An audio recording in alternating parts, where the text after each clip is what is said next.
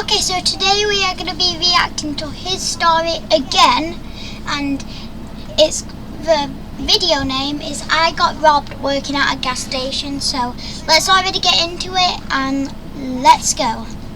Thunder shook the gas station windows and the lights flickered and I grabbed the counter. The fluorescent...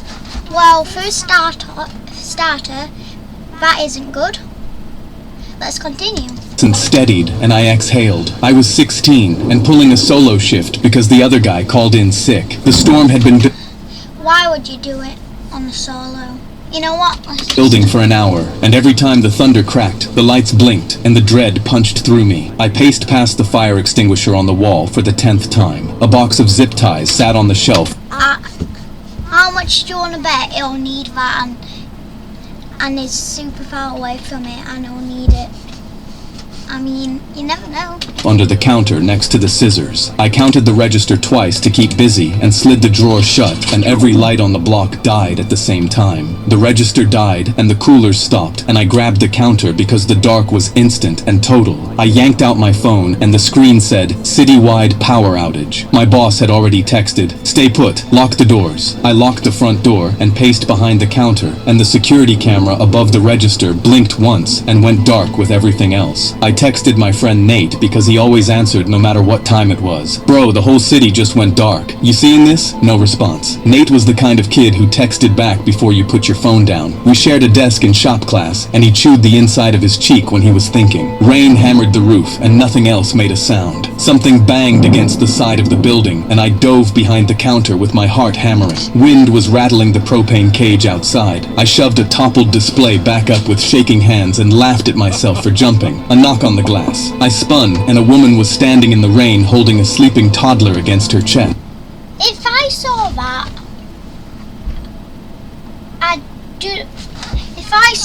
I would not know what to do, because God, that would be scary.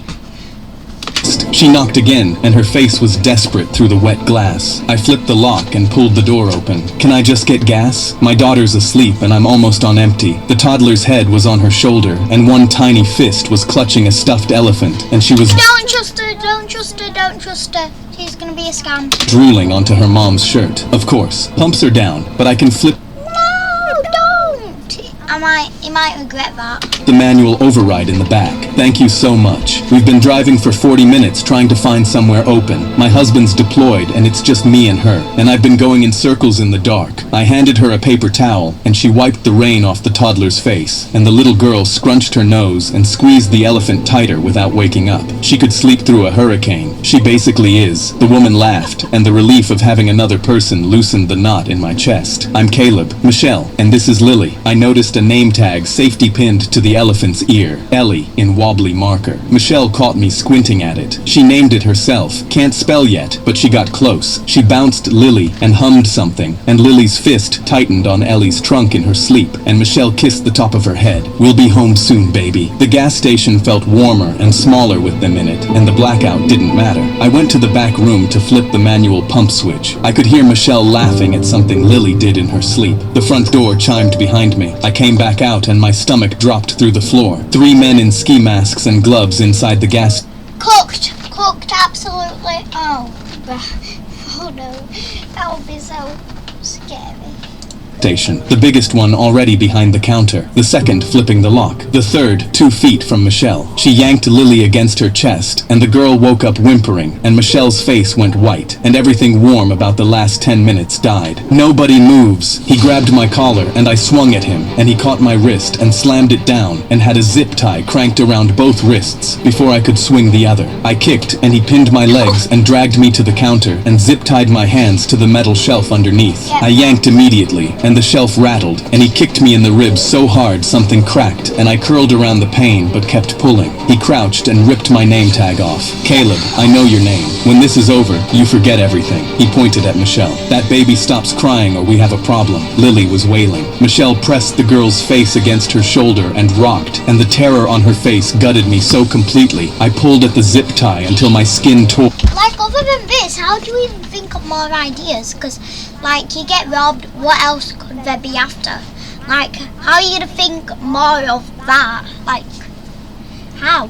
And blood ran down both forearms and dripped off my elbows. Ew! Michelle saw it and her face crumpled. Okay, I might blur that. I'll blur that. I'm gonna blur that, definitely.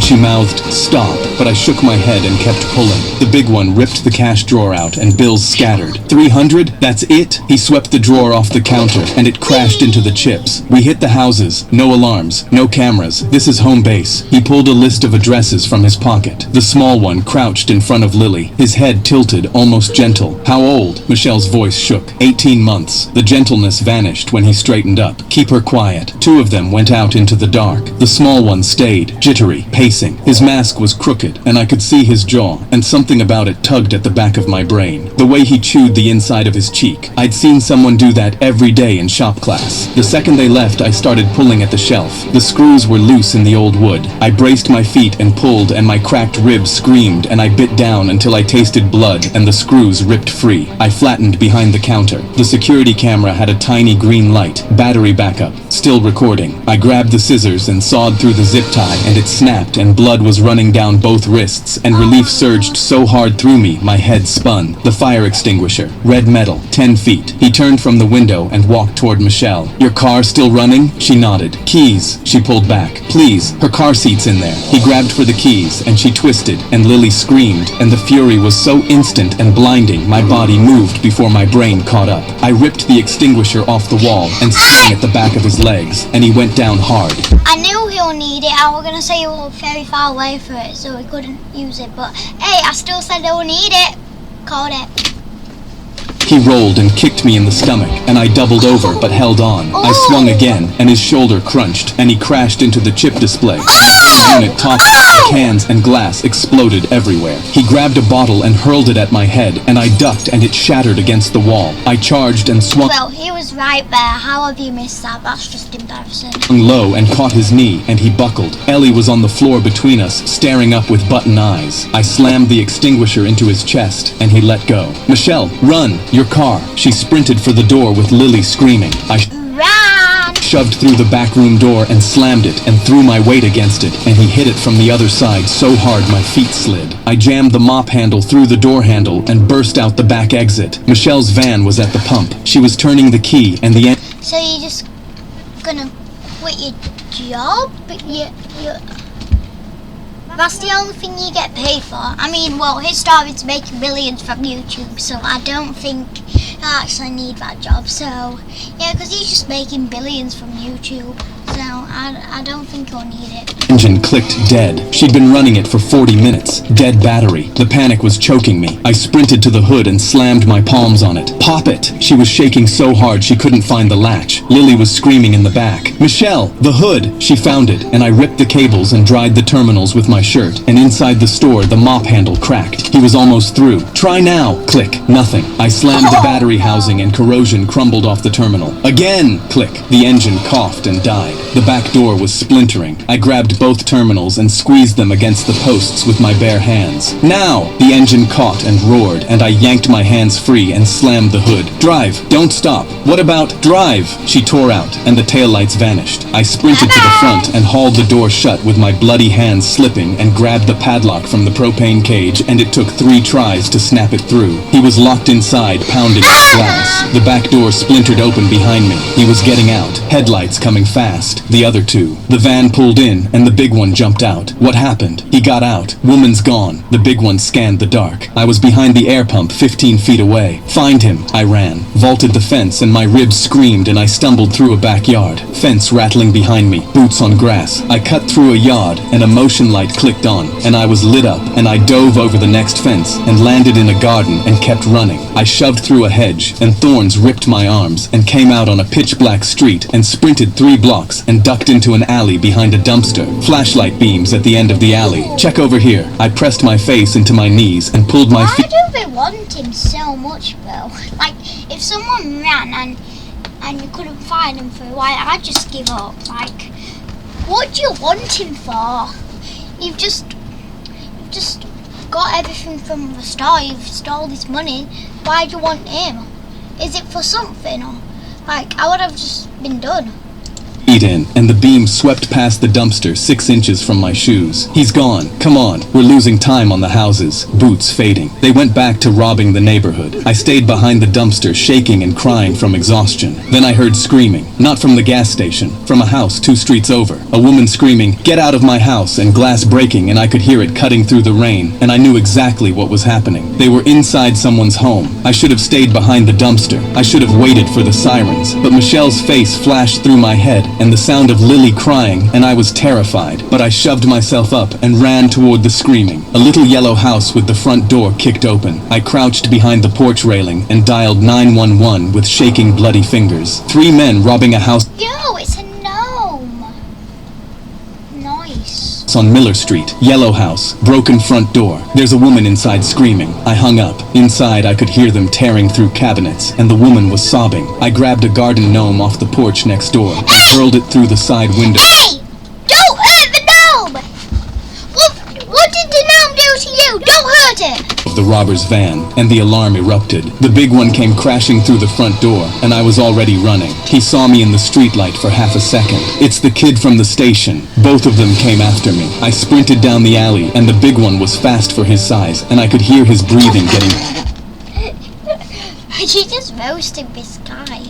closer. I cut left and grabbed a recycling bin and threw it behind me, and plastic bottles exploded across the pavement, and he tripped and went down hard and cursed. I vaulted a chain link fence and dropped into a yard, and there was nowhere left to run, so I crawled under a deck and pressed myself flat against the dirt, and cobwebs stuck to my face, and something skittered across my hand, and I clamped my jaw shut to keep from screaming. Boots on the pavement above me, flashlight beams sweeping through the fence slats. The light crept along the edge of the deck 6 inches from my face. Check under there. We don't have time. That alarm's gonna bring every neighbor on the block. We go now. The van peeled out. I crawled out from under the deck and spit dirt out of my mouth and stumbled back to the yellow house. The old woman was standing in her doorway in a bathrobe, clutching a phone and shaking. "Are you okay?" They took my mother's jewelry box. It was the only thing I had left of her. Her voice broke and I grabbed the porch railing because my legs were about to give out. "The police are on their way." I called them. She looked at my wrists. The gauze from the zip ties had soaked through and blood was dripping off my fingers onto her welcome mat. "Oh honey, you're bleeding everywhere." "I'm okay." "You are not okay. You're a child." She went inside and came back with a dish towel and wrapped it around my worst wrist and tied it tight, and her hands were gentle and steady even though she'd just been robbed. "What's your name?" "Caleb." "Caleb, why on earth did you run toward this house?" "Because I could hear you screaming." She pressed her hand against my cheek and her eyes filled up. I heard sirens getting closer, and I turned and ran back toward the gas station because the night wasn't over. The parking lot was dark and empty. The padlock was on the front door, but the back door was hanging off its hinges. I stepped through and glass crunched under my shoes. The store was trashed, chips and soda and broken glass and the cash drawer on the floor. I grabbed the fire extinguisher from where I'd dropped it. Then I heard breathing behind the ice freezer. I raised the extinguisher and crept toward the sound. The green glow of the security camera lit up a face, and I stumbled backward. Nate Mitchell. I'd known that jaw. I'd been staring at it all night through the crooked mask, and my brain had been screaming at me to recognize it, and I wouldn't let myself. 4th grade. He came to my birthday party, and we ate so much cake we both threw up. Shared headphones in study hall every single day for 2 years. He was holding his shoulder where I'd hit him with the extinguisher, and tears were running down his face. Nate. Caleb. A woman and a baby were in this store. A little girl with a stuffed elephant was screaming on the floor while you stood over her. He flinched at every word. I told them the station was closed. I told my brother. Your brother kicked my ribs in. He's my brother. I couldn't say no. You could have said no. You have my number. You sat next to me in study hall yesterday. I know. He pressed his face into his hands. He said nobody gets hurt. Quick money. My brother got out of county 6 months ago, and he showed up at my house and said he had a plan, and I was going to help. You could have said no. You've met my brother. He was right. I had just met his brother. The man who cracked my rib and ripped a cash register apart with his bare hands. He moved into my room, took my bed, ate my food, told me I owed him because he didn't snitch on me for something I didn't even do. Nate wiped his face. I'm not making excuses. I'm just telling you what happened. Headlights swept through the windows. The van was back. Nate's face went white. They're back. My brother won't leave without me. He grabbed my arm. If he finds you here, he's not letting you walk out. The flashlight cut through the broken back doorway. The big one ducked in, and he looked even bigger in the dark, and his boots crunched on glass. He was carrying a crowbar from the van. Nate, let's go. Nate squeezed my arm. Stay down. He stood up. I'm here. The flashlight hit his face. Where's the kid? Gone. He ran. The big one grabbed Nate by the collar and shoved him toward the back door. Nate stumbled and planted his feet. Wait. We don't wait. I said wait. The big one swung the flashlight beam around the store and it landed on me, crouched behind the aisle, and I could feel it on my face like a heat lamp. He's still here? He shoved Nate aside and came down the aisle with the crowbar raised, and he was twice my size, and the fury on his face was volcanic.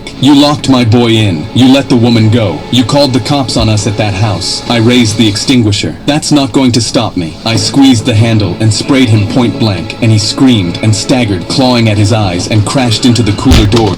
Oh my god. That's crazy. Oh.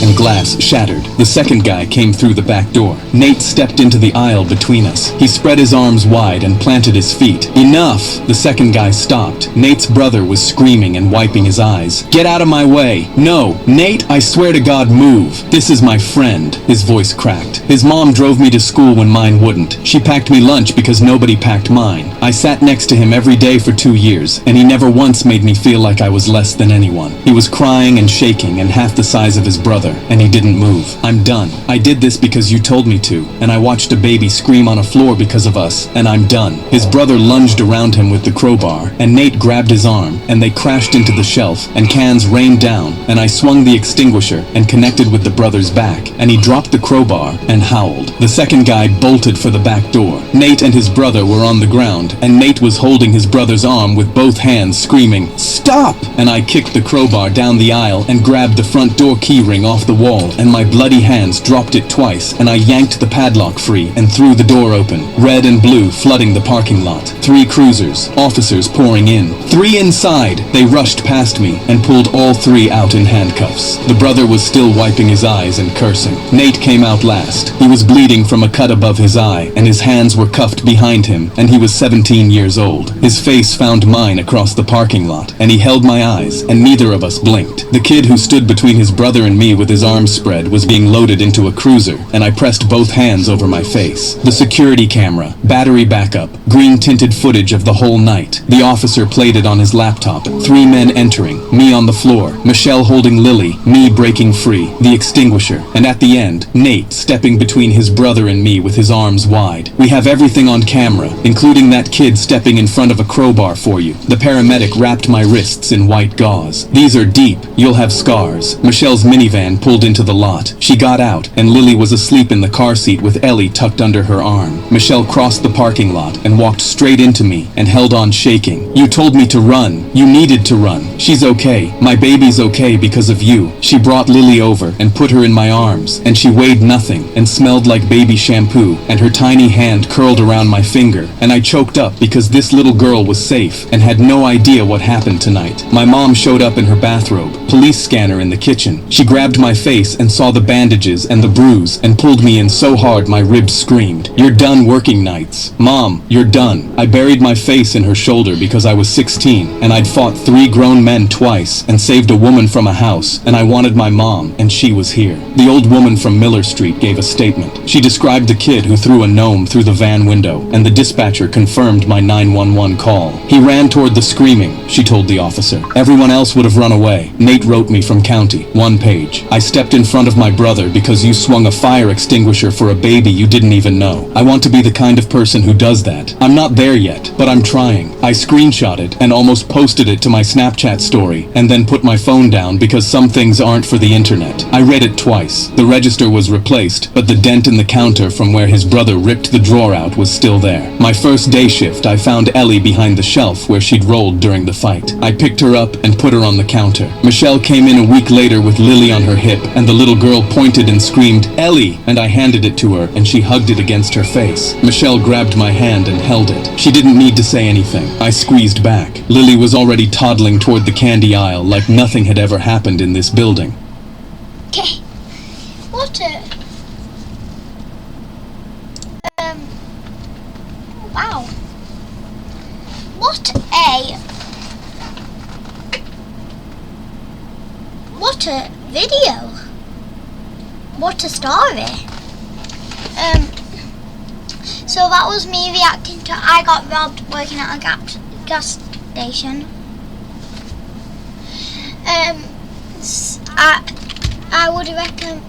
I would recommend going to watch his story. He does really good content. Subscribe to him, and yeah. Also like and subscribe, I guess, for more his story. Anyways, bye.